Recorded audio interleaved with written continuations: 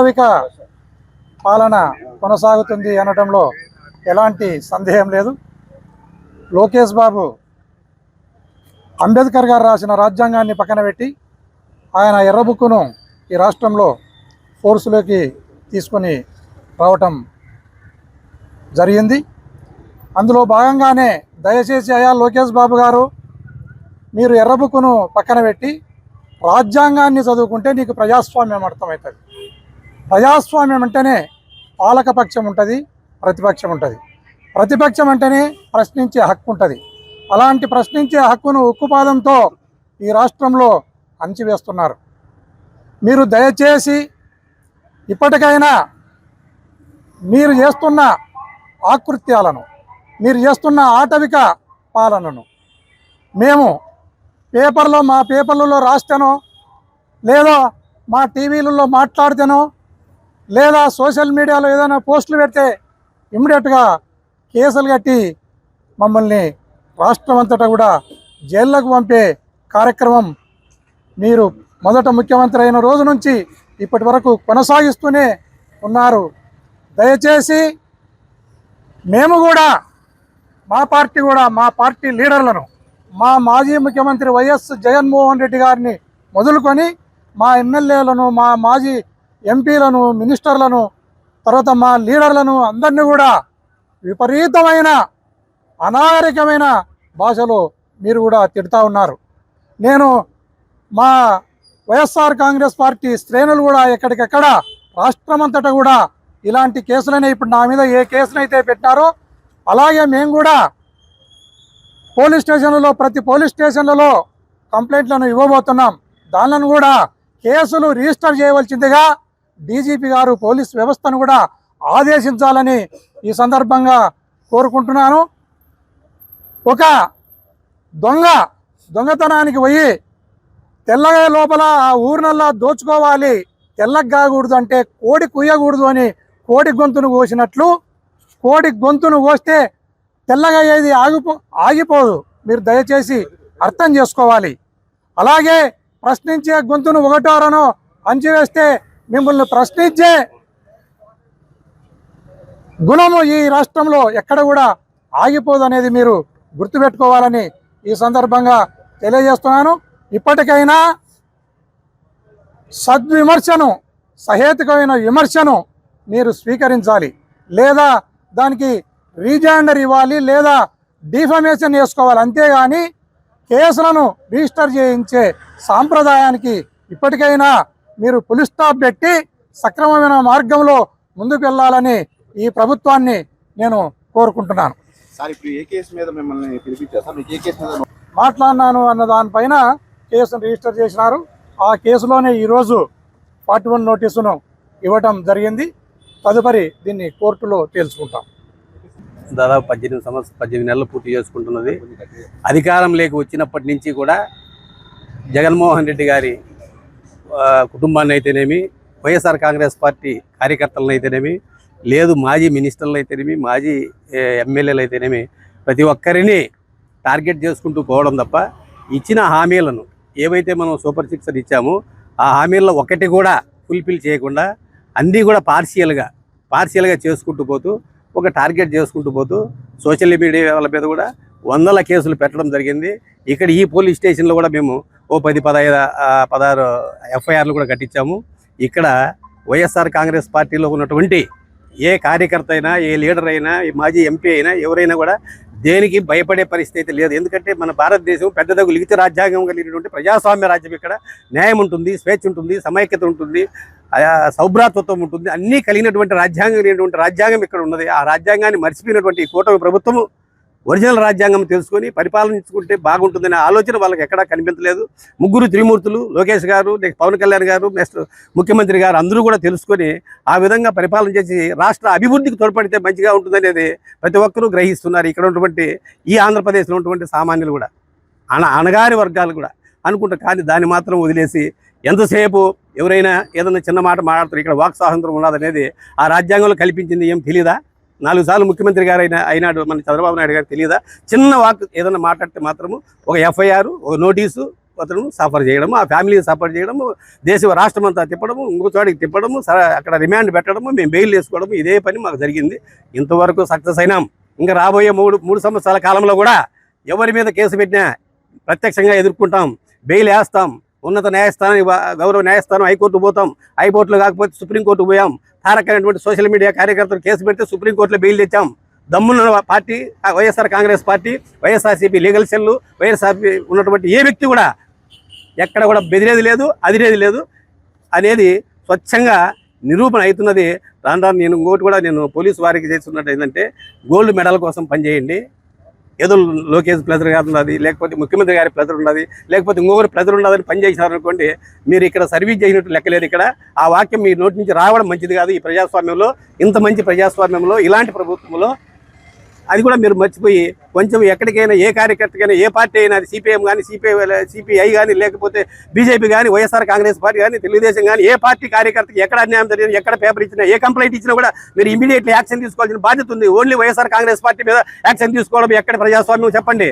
ఎవరు చెప్పేదానికి దానికి క్వశ్చన్ ఉండదు, ఆ క్వశ్చన్కి సమాధానం ఉండదు, ఏమీ ఉండదు. కాబట్టి ఫైనల్గా చెప్తున్నా, ఎన్ని కేసులు పెట్టినా, మా ఎంపీ గారి మీద కేసు పెట్టినా, ఇంకొకరి మీద కేసు పెట్టినా, ఇంకొకరి మీద కేసు పెట్టినా మేము తగ్గేది లేదు. ఎందుకంటే ఇక్కడ గౌరవ న్యాయస్థానాలు ఉన్నాయి. ఆ న్యాయస్థానంలో న్యాయం జరుగుతున్నది దృఢ సంకల్పం మాకు ఉంది. కాబట్టి మీరు ఎన్ని కేసులు పెట్టుకున్నా మేము అక్కడికి పోయే అవకాశం ఉంటుంది. కాబట్టి మేము దానికి తగ్గేది లేదు. కానీ పోలీసు వారు ఇప్పటికైనా కానీ గ్రహించి ఆ కేసులు పెట్టడం అనేది కొంచెం మానుకొని పరిపాలన మీద, ఈ ప్రజాస్వామ్యంలో కొంచెం శాంతి భద్రతల మీద కొంచెం అవగాహన కల్పించుకుని శాంతి పద్ధతుల మీద కొంచెం ఇంట్రెస్ట్ చూపిస్తే బాగుంటుంది. పోలీసు వారికి కూడా నేను చిన్న సలహా ఇస్తున్నాను. ఈ ప్రభుత్వానికి కూడా చివరిగా ఎత్తిస్తున్నాను. ఈ కేసులకు కానీ, మీరు పెట్టేటువంటి అరాచకాలకు కానీ, మీరు నిర్బంధించే విధానం కానీ, మీ జైళ్లకు, మీ పోలీస్ స్టేషన్లకు, మీ హాస్పిటళ్లకు మీరు ఎక్కడ తీసుకుపోయినా తగ్గే ప్రసక్తే లేదని ఫైనల్గా నేను చెప్తున్నాను. Thank you. ఈరోజు మా ఎంపీ బీసీ నాయకులు గోరంట్ల మాధవ్ గారికి ఏదో లోకేష్ గారిని విమర్శించారని ఆయన పైన ఒక కేసు పెట్టారట. కేసు పెడితే 41A నోటీస్ తీసుకొచ్చాం. ఈరోజు మేము అడుగుతుంది ఏంటంటే, ఆయన బడుగు బలహీన వర్గాల జాతులకు చెందినటువంటి ఆ వ్యక్తి, వెనుకబడినటువంటి రాయలసీమ ప్రాంతానికి నుంచి చెందిన వ్యక్తి, కష్టపడి చదువుకొని ఈరోజు మాజీ ప్రభుత్వ ఉద్యోగ, మాజీ పోలీస్ అధికారిగా ఎన్నో రకాలైనటువంటి రాష్ట్రానికి సేవ చేసిన వ్యక్తి, మాజీ ఎంపీ గారు కూడా. ఆయన ఏదో మా బడుగు బలహీన సామాజిక వర్గాలు, మా యాదవులైనా, మా కురుబలైనా ఏదో మేము మాట్లాడుకునేటట్టు మా మాండలికమో లేకపోతే మాకున్నటువంటి యాస భాషలతో ఏదో లోకేష్ గారి పైన కాస్త విమర్శనాత్మకంగా, వ్యంగ్యంగా ఏదో మాట్లాడేది కేసు పెట్టాడు. ఈరోజు నేను అడుగుతున్నాను సార్, మా గోరంట్ల మాధవ్ గారి పైన కేసు పెట్టారు. ఎందుకంటే బీసీ నాయకుడు కాబట్టి, మాజీ ఎంపీ కాబట్టి, కురుబ సామాజిక వర్గానికి చెందిన వ్యక్తి కాబట్టి, ఆయన మీకు చాలా తక్కువగా కనపడుతున్నాడు కాబట్టి కేసు పెట్టారు. నేను అడుగుతున్నా, రాష్ట్ర ముఖ్యమంత్రిని బోషడికే అని సంబోధించినటువంటి పట్టాభిపై నేను చర్యలు తీసుకుంది. ఆ రోజు మీరు అప్పట్లో పట్టాభి మీద కేసు పెట్టాలని అంటే మీరు ఏం చెప్పారు? ప్రజాస్వామ్యకు విఘాతం కలుగుతుంది. మరి ఈరోజు బీసీ నాయకుడు, మాజీ ఎంపీ ఈయన పైన కేసు పెడితే ప్రజాస్వామ్యం ప్రద్దవిల్లిందా? ఈరోజు మిమ్మల్ని అందరినీ అడుగుతున్నాను. వాడెవడో పేరు కిరాకార్పి అని ఒక జీతగాడు ఒకడెవడో ఉన్నాడు. వాడి మీద ఏదైనా కేసు పెట్టి వాడికి కనీసం 41A నోటీస్ ఎప్పుడన్నా ఇచ్చారా? మరొకడు సీమరాజా అని ఇంకొకడు ఎవడో ఉన్నాడు. వాడి ఐడెంటిటీ కూడా తెలియదు, వాడు యాడ్ ఉంటాడో ఏందో కూడా తెలియదు. వాడిపైన ఏమైనా చర్యలు తీసుకున్నారా? వైఎస్ఆర్ కాంగ్రెస్ పార్టీ కుటుంబ సభ్యుల్ని, జగన్మోహన్ రెడ్డి గారి కుటుంబ సభ్యుల్ని, జగన్మోహన్ రెడ్డి గారిని నోటికొచ్చినట్టు మాట్లాడుతుంటే, విష ప్రచారం చేస్తుంటే, బూతులు తిడుతుంటే, ఆ కిరాకార్పి పైన, ఆ సీమరాజ పైన, తెలుగుదేశం పార్టీ అధికారిక, అనాధికారిక ప్రతినిధుల పైన ఏ రోజైనా కేసు పెట్టారా? ఏ రోజైనా వాళ్ళని విచారణ చేశారా? కానీ అవేమీ చేయకుండా ఈరోజు బీసీ నాయకుడైనటువంటి గోరంట్ల మాధవ్ గారి పైన కేసు పెట్టడమే కాకుండా మళ్ళీ ఆయన స్టేషన్కి పిలిచి 41A నోటీస్ చేస్తున్నారు. పోలీసులకి ఏమో పని ఉందండి? ఏదో మర్డర్లు జరుగుతేనో, లేకపోతే శాంతి భద్రతలకు విఘాతం కలగకుండానో, లేకపోతే దొంగతనాలు జరగకుండానో చూడాల్సినది వారి విధి. వారి పని వారిని చేయనీయకుండా మీ పొలిటికల్ మైలేజ్ కోసం వారిని ప్రైవేటు సైన్యంగా వాడుకుంటూ బలహీన వర్గాల జాతులపైన దాడి చేస్తున్నారు. ఇది గోరంట్ల మాధవ్ గారి మీద పెట్టిన కేసుగా మేము చూడట్లా, బలహీన వర్గాల మీద పెట్టినటువంటి జాతిగా చూస్తున్నాం. మా మాండలికాన్ని, మా సంస్కృతిని, మా భాషని, మా యాసని అవమానపరుస్తూ కూటమి ప్రభుత్వం చేసినటువంటి చర్యలుగా మేము భావిస్తున్నాం. వాస్తవానికి ఈయన మీద కేసు పెట్టింది ఎందుకంటే తెలుసా? అమ్మఒడి అడిగితే ఎవరి మీదో కేసు పెట్టాలా, ఈయన కనపడ్డాడు ఈయన మీద కేసు పెట్టారు. అరే మీరు ఇచ్చిన ఆడబిడ్డ నిధి నెలకు 1500 ఎవరికైనా ఇచ్చారా అంటే వలభనేని వంశీ గారి మీద కేసు పెట్టాలా. అరే మీరు ఫీజు రీంబర్స్మెంట్ ఇచ్చారా అని అడిగితే లేదు తలసిల రఘురాం గారి పైన కేసు పెట్టాలా. అరే మీరు విద్యా దీవెన వసతి దీవెన ఇచ్చారా అంటే లేదు పానుగంటి చైతన్య మీద కేసు పెట్టాలా. ఇలా వైఎస్ఆర్ కాంగ్రెస్ పార్టీ నాయకులు ప్రజలకు తమ ఇచ్చినటువంటి హామీలను అమలు చేయమని మేము అడుగుతుంటే మా మీద కేసులు పెడుతున్నారు. మేము ఈరోజు కూడా ఏం చెప్తున్నాం అంటే మా మీద కేసులే పెట్టండి, మా మీద కేసులు పెట్టి వారికి సూపర్ 6 పథకాలు ఇవ్వండి అని అడుగుతున్నాం. కాబట్టి మీరు ఎన్ని కేసులు పెట్టినా, నా మీద 9 కేసులు పెట్టారు, ఈయన మీద 10 కేసులు పెట్టుంటారు, మీరు ఎన్ని కేసులు పెట్టినా వైఎస్ఆర్ కాంగ్రెస్ పార్టీ దీన్ని ధైర్యంగా ఎదుర్కొంటుంది. YSR Congress party legal cell అవసరమైతే సుప్రీంకోర్టుకు కూడా వెళ్ళి మేము వీటిని ఎదుర్కొనేందుకు మేము అందరం సిద్ధపడుతున్నాం. కాబట్టి మీ అందరికీ కూడా మేము విజ్ఞప్తి చేస్తున్నామంటే ఇది వైఎస్ఆర్ కాంగ్రెస్ పార్టీ శ్రేణులతో ఆగట్లా, వైఎస్ఆర్ కాంగ్రెస్ పార్టీ నాయకులైనటువంటి మాతో ఆగట్లా, మీడియా వాళ్ళపైన కూడా మీరు కేసులు పెట్టేటువంటి సందర్భం మీకు కూడా వస్తుంది చూడండి. ఎందుకంటే ఆల్రెడీ సాక్షి పైన కేసులు పెడుతున్నారు. ఎందుకంటే ప్రజలకి అన్యాయం జరుగుతుంది అని చెప్పేది ఏ దేవుడు కూడా చెప్పడు. చెప్పే దేవుడు ఎవరు ఉన్నారంటే ప్రజాస్వామ్యంలో అవి జర్నలిస్టు సోదరులు మాత్రమే. జర్నలిస్టుల పైన కూడా కేసులు పెట్టాలని సాక్షి పత్రిక సాక్షి యాజమాన్యం పైన ఈరోజు 5 కేసులు పెట్టారు, 9 కేసులు పెట్టారు. అదేవిధంగా ఉద్యమిస్తున్నటువంటి ఎంతోమంది జర్నలిస్టుల పైన వాటి మీద కూడా కేసులు పెట్టేటువంటి ప్రభుత్వం ఇది జరుగుతుంది. కాబట్టి ఈ ప్రభుత్వానికి వ్యతిరేకంగా రాసేటువంటి ప్రతి కళాన్ని తుంచేయాలని, ప్రతి గళాన్ని మూసివేయాలనేటువంటి కుట్ర ఈ కూటమి ప్రభుత్వంలో జరుగుతుంది. కాబట్టి ప్రజాస్వామ్యవాదులు, జర్నలిస్టు సంఘాలు, మిగతా ప్రజా ఉద్యమాలు చేసేటువంటి అందరూ కూడా వైఎస్ఆర్ కాంగ్రెస్ పార్టీతో పాటు కూటమి చేస్తున్నటువంటి ఈ ప్రభుత్వ వ్యతిరేక విధానాల్ని స్వస్తి చెప్పేటువంటి కార్యక్రమంలో, ఆ విప్లవాత్మకమైనటువంటి ఈ ఉద్యమంలో పాలు పంచుకోవాలని మీకు కూడా మేము విన్నవిస్తున్నాం. ఈరోజు తాడేపల్లి పట్టణ పోలీస్ స్టేషన్ లిమిట్స్లో గతంలో రిజిస్టర్ అయినటువంటి క్రైమ్ నెంబరు 186/2025 అనే ఒక కేసు ఇన్వెస్టిగేషన్ మా దగ్గర అండర్ ఇన్వెస్టిగేషన్లో ఉంది.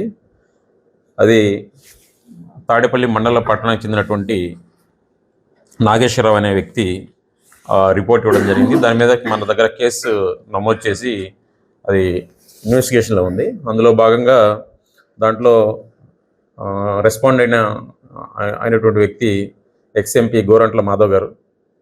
ఆయన దీంట్లో అరెస్ట్ నోటీస్ పెండింగ్ ఉంది. దాని సందర్భంగా మేము నిన్న విజయవాడ కోర్టుకి వచ్చారని తెలిసి మేము నోటీసు ద్వారా తెలియజేసాము. తెలియజేసిన తర్వాత ఆయన ఈరోజు వచ్చేసి 41 నోటీస్ తీసుకోవడం జరిగింది. దాంట్లో ఈ కేసులో గతంలో సోషల్ మీడియాలో ఇష్యూస్ సంబంధించి తాడేపల్లి వైఎస్ఆర్సీపీ పార్టీ ఆఫీస్లో ప్రెస్ మీట్ నిర్వహించారు. అందులో ప్రెస్ మీట్లో భాగంగా కొంత abusing language honourable minister, IT minister Shri Nara Lokesh గారిని అబ్యూజింగ్ వర్డ్స్ యూజ్ చేయడం జరిగింది. దాని మీద ఇన్వెస్టిగేషన్, దాని మీద వాళ్ళు రిపోర్ట్ ఇవ్వడం జరిగింది. దాని మీద కేసుని నమోదు చేయడం జరిగింది. అందులో ఇన్వెస్టిగేషన్లో భాగంగా ఆ వీడియోస్ అన్నీ కూడా మేము కలెక్ట్ చేసి 41 ఇచ్చేసి ఇన్వెస్టిగేషన్ కంప్లీట్ చేసి కోర్టులో ఛార్జ్షీట్ ఫైల్ చేయడం జరుగుతుంది. ఇక విచారణ ఏం లేదండి, కంప్లీట్ అయింది ఇన్వెస్టిగేషన్. ఆఫ్టర్ కంప్లీషన్ ఇన్వెస్టిగేషన్ మేము ఛార్జ్షీట్ ఫైల్ చేస్తాం.